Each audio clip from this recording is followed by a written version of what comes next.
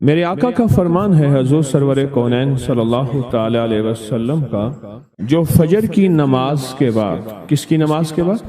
جب فجر کی نماز کے بعد سورۃ یاسین پڑھتا ہے، اللہ پاک جل شانہ فرماتے ہیں کہ جا آج کے سارا دن کی کاموں کی کفایت، تیرے سارے کاموں کی کفایت میرے ذمہ ہے۔ کتنی دفعہ پڑھتا ہے؟ ایک بار۔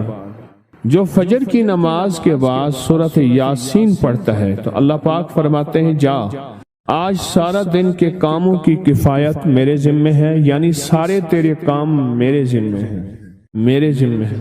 میں ایک عمل بتایا کرتا ہوں کہ جب آپ کسی نئے گھر میں جائیں 81 بار سورۃ یاسین مل کے پڑھ لیں۔ نئے گھر میں جائیں، اپنے گھر میں رہتے ہوئے تسبیح خانہ نیا گھر ہے، وہ گھر بھی عارضی ہے، بھی عارضی، کیا خیال ہے؟ اور یہاں اگر سورۃ یاسین 81 دفعہ پڑھ لیں، وہاں کی ساری برکات نصیب ہوتی ہیں۔ یہ جو 81 کا عدد ہے یہ اوتاد کا ہے۔ قرآن کی کون سی آیت ہے اوتاد کے ساتھ؟ والجبال اوتادا۔ اوتاد عربی زبان میں میخوں کو کہتے ہیں، ہم نے پہاڑوں کو میخیں بنا دی ہیں، اوتاد۔ جو بندہ 81 دفعہ سورۃ یاسین جو مجمع مل کے پڑھ لے، 81 اوتاد، اوتاد کہ پہاڑوں کو ہم نے میخیں بنا دیا، جس کی وجہ سے زمین کھڑی ہے، جس کی وجہ سے۔ اسی طرح نظام عالم جو کھڑا ہے اوتادوں کی وجہ سے ہے۔ اوتادوں کے اوپر پھر درجات ہیں بہت زیادہ، قطب ہے، قطب عالم ہے، پھر ابدال ہیں، پھر غوث ہے۔ یہ نظام ہے، روحانیت کے حکمران ہیں، یہ روحانیت کے عہدے ہیں۔ جو مجمع مل کے فجر کی نماز کے بعد 81 دفعہ سورۃ یاسین پڑھے، آپ تو 81 سے زیادہ پڑھ چکے ہیں، سوچیں کئی 81 پڑھ چکے ہیں، بہت بڑا مجمع ہے ماشاءاللہ۔ 81 دفعہ سورۃ یاسین مجمع مل کے پڑھے اور مخلصین کا مجمع ہو، یہ شک ہے کہ مخلصین ہیں یا نہیں ہیں۔ مثلا آپ جائیں اور آپ جا کے کہیں سے بندے اکٹھے کر کے لائیں اور انہیں لاکھ مخلص ہونے کا 1 گھنٹے کا گھوٹا لگائیں اور ان سے بات کریں، پھر بھی شک ہے مخلصین ہیں یا نہیں ہیں۔ اور یہاں الحمدللہ آپ سارے مخلصین بیٹھے ہیں، کہیں الحمدللہ۔ اللہ کے لیے آنے والا مخلص ہے، اللہ کے لیے رہنے والا مخلص ہے، اللہ کے لیے بیٹھنے والا مخلص ہے۔ جب مخلص ہوں اور 81 دفعہ سورۃ یاسین پڑھیں تو فرمایا اللہ جل شانہ اس کی جگہ کے لیے ایک لفظ ہے، رب ادخلنی مدخل صدق واخرجنی مخرج صدق واجعلنی من لدنک سلطانا نصیرا۔ اس کا مفہوم یہ ہے، آیت کا ترجمہ اب میں مفہوم بیان کر رہا ہوں۔ اے میرا مولا، میرا یہاں آنا، ادخلنی مدخل صدق واخرجنی مخرج صدق، میرا رہنا، میرا جانا، میرا آنا، میرا بیٹھنا، اے سخی آقا اس کو ایسے بنا دے جیسے تیری بارگاہ میں کوئی بادشاہ ہوتا ہے، کوئی سلطان ہوتا ہے اور کوئی بڑا ہوتا ہے، اور تو اس کے لیے کیا مسندیں بچھائے گا اپنے خزانے غیب میں، جو تیرے خزانے میں بادشاہ، جنت کا ہر جنتی بادشاہ ہوگا، ہر جنتی بادشاہ ہوگا، اس کے لیے قالین ہوں گے، اس کے لیے نعمتیں ہوں گی، اس کے لیے انعامات ہوں گے، اور اس کے لیے حیرت انگیز برکتیں ہوں گی۔ فرمایا جو 81 دفعہ پڑھے گا اللہ کے خزانوں میں، اس کا شمار بادشاہوں میں ہوگا۔ جو 81 دفعہ سورۃ یاسین پڑھتا ہے اس کی چاہت سے ملتا ہے، ضروری نہیں وہ کہے۔ اس کو گہرائی سے سوچیں، اس کو پھر سوچ کے سوچیں۔ جو 81 دفعہ سورۃ یاسین پڑھتا ہے اس کی کس سے ملتا ہے؟ چاہت سے ملتا ہے، وہ جو چاہتا ہے اللہ دے دیتا ہے۔ فجر کی نماز کے بعد 81 دفعہ سورۃ یاسین پڑھنے سے اللہ اس کی چاہت کے مطابق دے دیتا ہے۔ حضرت گیسو دراز بندہ نواز ایک بزرگ گزرے ہیں، بہت بڑے اللہ والے تھے، ان کی زلفیں تھیں گیسو دراز۔ ان کا معمول تھا کہ ان کی خانقاہ میں روزانہ 81 دفعہ سورۃ یاسین پڑھی جاتی تھی اور پھر دعا مانگی جاتی تھی۔ جتنے افراد ہوتے تھے 81 ہوتے تھے، تھوڑے ہوتے تھے، آپس میں تقسیم کر کے فجر کے بعد سورۃ یاسین پڑھتے تھے اور پڑھنے کے بعد پھر دعا مانگتے تھے، اور ایک بات اللہ سے کہتے تھے کہ اللہ، یا اللہ ان پڑھنے والوں اور ان پڑھنے والی کی 81 نسلوں کو اے اللہ نہ محتاج بنانا، نہ فقیر بنانا، نہ منگتا بنانا اور نہ اپاہج بنانا۔ اللہ کے اس ولی کی یہ دعا ہوتی تھی، اور سورۃ یاسین کتنی دفعہ پڑھی جاتی تھی؟ 81 دفعہ سورۃ یاسین پڑھ کے دعا مانگتے تھے۔ اور قدرت کا نظام دیکھیں، تاریخ بتاتی ہے کہ ان کے اس محفل میں بیٹھنے والے جتنے بھی تھے، جنہوں نے دل کی گہرائیوں سے سچے جذبے سے، یہ نہیں ہے کہ فجر پڑھ کے سو گئے یا فجر سے پہلے ہی سو گئے، سچے جذبے سے جنہوں نے پڑھا، اللہ پاک نے ان کی نسلوں میں رزق، وسعت، دولت، ایمان، عافیت، بیٹے، نعمتیں، خیریں اور برکتیں عطا کی۔ اللہ نے ان کی نسلوں میں وہ چیزیں عطا کی جنہوں نے فجر کی نماز کے بعد مل بیٹھ کر 81 بار سورۃ یاسین پڑھی۔ کیوں؟ 81 اوتاد ہیں۔ جو شخص یہ چاہتا ہے اللہ میری نسلوں کے لیے رزق کے دروازے کھلے رکھ، رزق کے روحانی اور رزق کے جسمانی، اللہ میری نسلوں کے لیے دنیا کی مہنگائیاں، حالات، کرائسس، ناکامیاں اور پتہ نہیں آگے مہنگائیوں کی صورتحال کیا ہوگی، لیکن اللہ مجھ سے اور میری نسلوں سے رزق نہ چھین۔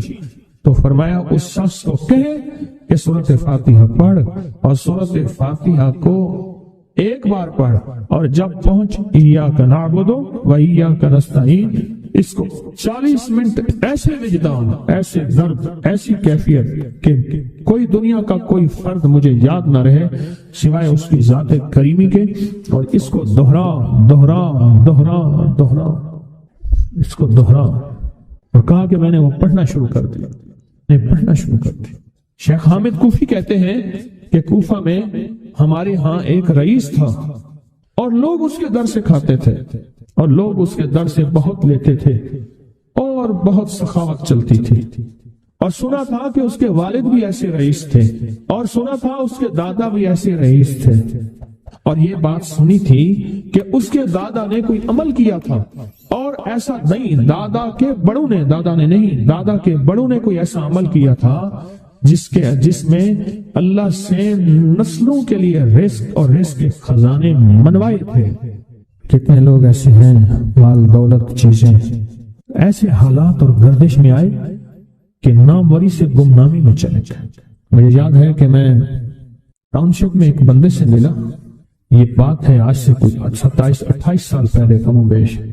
ایسی چھوٹا سا کمرہ تھا اور مختصر سی 2-3 کرسیاں، ایک ٹوٹی سی میز، اور کہا کہ میں لاہور میں میرا سکہ چلتا تھا، میرا نام یہ ہے، نام مناسب نہیں، رازداری زندگی کا پہلا حصہ ہے، اور میرا نام یہ ہے، اور میرا اپنا ذاتی جہاز تھا، اور یہ مال تھا، اور یہ چیز تھا، اور آج میرا حال یہ ہے کہ اگر میں دوائی لوں گا تو یہ بندہ پیسے دے گا جو ساتھ کھڑا تھا، میرے پاس دوا کے پیسے نہیں ہیں۔ مجھ سے ہمارے مخلص ہیں، وہ کہنے لگے کہ میرے والد جن کے پاس جاب کرتے تھے ان کا بہت بڑا کاروبار تھا، انہوں نے اس دور میں 14,000 کی گاڑی لی تھی نئی، اور پھر 16,000 کی گاڑی لی، نئی گاڑی کتنے کی؟ 16,000 کی گاڑی لی، 100 کا نوٹ بانٹتے تھے، صبح سے شام تک، شام سے صبح تک لوگ لائن لگا کے لیتے تھے، اور جس دور میں 250 روپے کے 5 مرلے جگہ ملتی تھی، 250 فٹ جگہ ملتی تھی، نہ 125 فٹ، 125 جگہ ملتی، 5 مرلے 250 روپے کی، اور وہ بیچتے تھے۔ اور پھر ایک وقت ایسا آیا ہر چیز ختم ہو گئی۔ میرے پاس ایک ڈرائیور تھا، وہ کہنے لگا کہ میرے مالک ہیں جن کے پاس پہلے میں کام کرتا تھا، ان کے حالات آ گئے تو میں نے آپ کے پاس آپ کی ڈرائیوری کی، اگر رمضان میں کوئی بچا ہوا لنگر ہو وہ انہیں بلا لوں، آپ دے دیں گے؟ تو ہم رمضان میں مجمع آتا تو کوشش کی جاتی ہے کہ ان کو کھانا تازہ کھلایا جائے۔ تو میں نے کہا ٹھیک ہے، کہا کہ کچھ پیسے بھی ہو جائیں۔ کون ہے؟ کہا کہ فلاں لاہور کا، نہیں جانتے آپ؟ ہاں جانتا ہوں، اتنی بڑی سوسائٹی ہے، بڑی مالداروں کی۔ کہا یہ 28 مربع جگہ انہی کی تھی، اور آج سے 40 سال پہلے انہوں نے یہ جگہ بیچی تھی، اور اتنے کروڑوں میں اتنے میں بیچی تھی۔ اب وہ ایک چھوٹے سے مکان میں رہتے ہیں، سب کچھ ختم ہو گیا ہے، سب کچھ ختم ہو گیا ہے، اور ان کے گھر کھانا نہیں ہوتا، اور آپ اگر کھانا دیں گے تو ان کے گھر میں 2-3 وقت اچھا گزر جائے گا۔ میں اپنی نسلوں کے لیے تمنگری منوا لے، اپنی نسلوں کے لیے رزق منوا لے، اپنی نسلوں کے لیے وسعت منوا لے۔ تو کہے کہ مال بہت ہے اور نسلوں کے کام آئے گا، مال رکھنا جائز ہے، حلال جائز ہے، لیکن یہ شرط نہیں ہے کہ وہ رہے گا یا نہیں رہے گا۔ یہ میری ساتھ چوک ہے، یہاں کرتبہ چوک، یہاں 2 پلازے مجھے بندے نے بتائے، اب اس کے نہیں ہیں، کہا یہ اور یہ اس بندے کا ہے، فلاں نام کے بندے کا، اور اس کا آج کچھ نہیں رہا۔ اب وہ جس کسائی سے گلبرگ میں ہے، یہاں لاہور میں، جس سے بہت منو گوشت آتا تھا اور بڑے بڑے رئیس دعوتیں پکتی تھی، چپ کر کے جاتا ہے اور وہ کچھ پیسے اس کی مٹھی میں ڈال دیتے ہیں اور وہ اس سے زندگی کا گزر بسر ہوتا ہے۔ میں یہاں لاہور میں فیروز پور روڈ پہ ایک جگہ گیا تو انہوں نے وہ جگہ پہ کھڑے ہو کے دکھایا، وہ سامنے جو بنگلہ ہے، میں نے کہا وہ تو محل ہے، کہہ رہے یہ اس بندے کا ہے، اب ایک کمرہ اس کو ہم نے دیا ہوا ہے اور وہ بنگلہ وہ محل وہاں وہ کھڑکی اس طرف کی بند رکھتا ہے کہ میری نظر اس پہ نہ پڑے، وہ سب کچھ اس سے چھن گیا ہے۔ سنیں، یاد رکھیں، جو اللہ کے خزانوں سے ملتا ہے وہ تیری جیب سے جا نہیں سکتا، وہ دنیا کی جیبوں اور مالوں سے جو ملتا ہے وہ تیری جیب میں رہ نہیں سکتا۔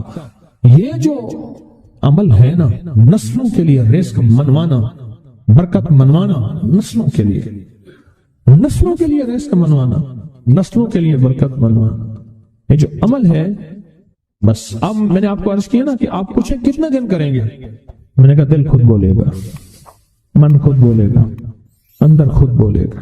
میں نے آپ کو کچھ واقعات سنائے ہیں، بڑی بڑی ہستیوں کے واقعات، یہ اس میں سعودی عرب مکہ مکرمہ میں ایک جگہ ہے، اس کا نام خالدیہ ہے سوسائٹی۔ میں وہاں ایک عرب سے ملا، شیخ ابو ترکی اسے کہتے تھے، تو اردو عربی تو مجھے آتی نہیں، بس تھوڑی بہت ایسے شدھ بدھ ہے، تو وہ تھوڑی ہی دیر میں کہتے تھے، ایسے اٹھتے تھے نا، کہتے تھے اللہم ایاک نعبد و ایاک نستعین۔ میری ان سے چند ملاقاتیں ہیں، بوڑھے تھے، بابے تھے، کہ ان کے بڑے آئے تھے، اصل میں خلافت عثمانیہ تھی تو ان کے بڑے ترکیہ سے آئے تھے، تو پھر مکے میں رہتے تو وہیں کے ہو گئے۔ ان کا جو خادم تھا وہ اردو بولنے والا تھا اور انڈیا کا تھا، اس سے میرا تعلق تھا، تو میں نے اس سے پوچھا، میں نے کہا تیرا جو ہے یہ بابا یہ کیوں پڑھتا ہے؟ یہ پتہ نہیں، پوچھ کیوں پڑھتا ہے؟ انہوں نے کہا جلالی بابا ہے تو کہے گا مجھ سے، میں نے کہا میرا کہے، اچھا وہ میرے اشارے دیکھ رہا تھا، تو اس نے عربی سے پوچھا کیا کہتے ہیں؟ اس نے ڈرتے ڈرتے کہا کہ جی آپ یہ کیوں پڑھتے ہیں؟ تو بڑا خوش ہو گیا، کہنے لگا پہلا بندہ ہے جس نے مجھ سے پوچھا، آج تو کسی نے پوچھا نہیں، پہلا بندہ ہے جس نے مجھے یہ پوچھا ہے۔ کہا جب ہم چھوٹے تھے ہمارے پاس بہت غربت تھی اور تنگدستی تھی، تو میرے والد ہمیں بٹھا لیتے تھے اور ہم سورۃ فاتحہ پڑھتے تھے، اور جب پہنچتے تھے نا ایاک نعبد و ایاک نستعین پر، تو پھر اس کو میرے والد کہتے تھے دہراؤ، بہت زیادہ پڑھو، بہت زیادہ پڑھو، بہت زیادہ پڑھو، بہت زیادہ پڑھو۔ کام پڑھتے تھے، بہت زیادہ پڑھتے تھے، بہت زیادہ پڑھتے تھے، اور کہا میرے والد پھر دعا کرتے تھے اور ہم آمین کہتے تھے، اور میرے والد کہتے تھے چلو مبارک ہو ہمیں جو ہے اللہ پاک وہ فلاں چیزیں، وہ حلاوے، وہ چیزیں کھلائیں گے۔ کہہ رہے ابے کو دیکھتے تھے، ابا جی ہمارے پاس تو پیٹ بھر کے روٹی نہیں ہے، آپ کہتے ہیں اللہ وہ کھلائے گا، وہ کھلائے گا، اور ابا ایسے خوش ہو جاتا تھا۔ کیوں؟